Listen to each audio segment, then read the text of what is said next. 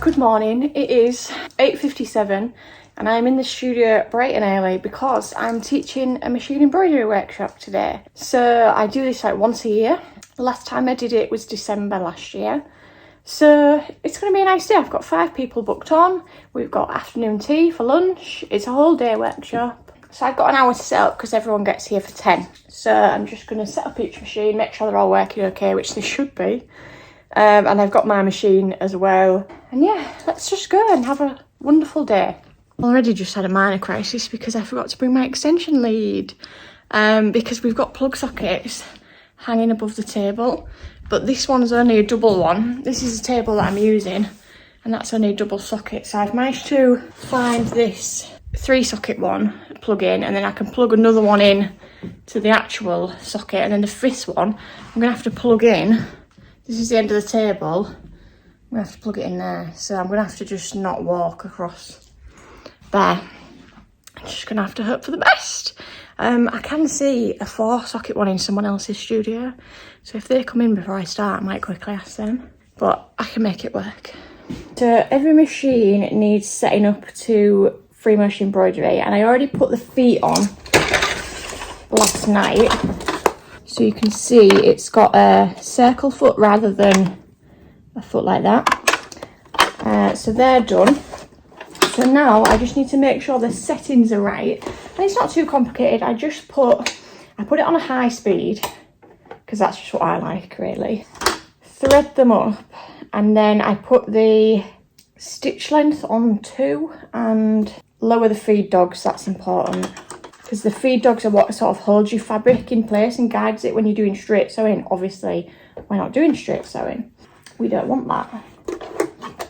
We want to be able to guide the fabric under the needle. So I'll just thread this up and then I'll show you the front, what buttons I press. If you have got a brother, FS40, this is a tutorial on how to do this on your machine. But to be honest, a lot of machines are very similar. Okay, so we're threaded up. We turn it on. We turn it on at the plug, that's a good idea. There we go. So I just put this onto 1 and I put that down to 2. That's just what I prefer, I mean, it's up to you. And then that's the high speed. Needles in the middle there. And then there's just a button on the back, this toggle. And if you watch there, the feed dogs will go down when I toggle it. There we go. And then they'll stay down. And then we can just use the machine as we like. So I'm going to practice. Make sure it's all okay, and then you can go over there.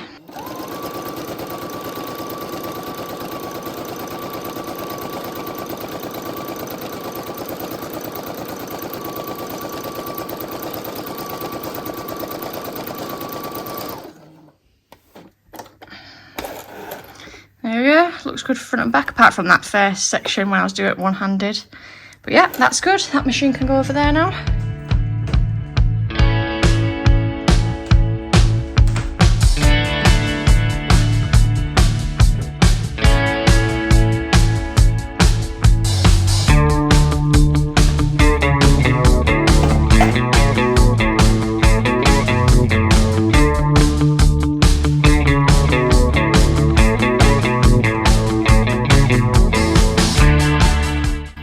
And then I'd barely finished setting up and everyone started arriving, so we just got straight into it.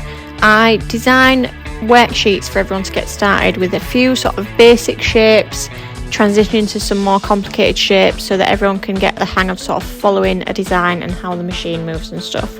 So you can see everyone did really good at this. I was super impressed. So this is what we did for the first portion of the morning before lunch.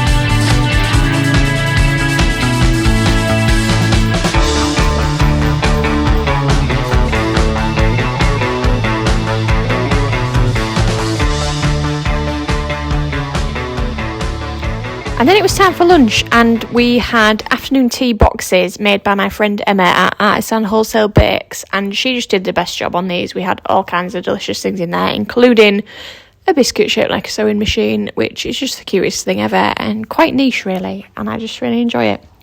And then in the afternoon we moved on to doing our own images. So people brought images that they wanted to do, like photos or local landmarks. So we worked from those, and they spent the afternoon just creating their whole image.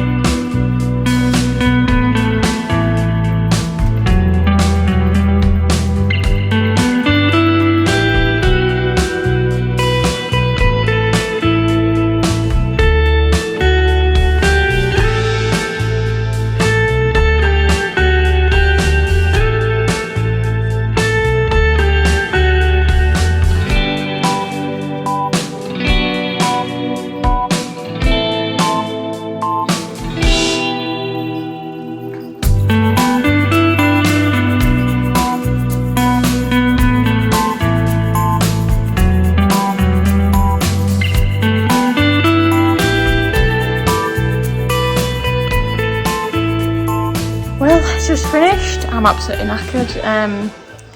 It's 3:20, so we ran over slightly, but that's alright because I don't want to kick people out if they're still finishing stuff off. But they did fab. Obviously you've seen what they're working on. I shall put finished pictures up now. So now I've just got to tidy up.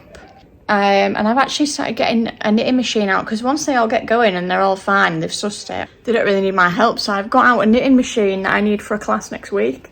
So I just need to reacquaint myself with how to cast off on a knitting machine, and then I can pack that away, pack all the machines away, all the threads. It's not too much of a tidy up job because it's not messy. You just shove all the threads in the bin, but it's just putting the machines in the boxes. It's just tedious, you know, one after another, but that's fine. And then I've got a few cups to take and wash up in the sink, and that's it. Happy days. If you have enjoyed this video, please give me a thumbs up and consider subscribing, because I'm trying to grow my YouTube this year.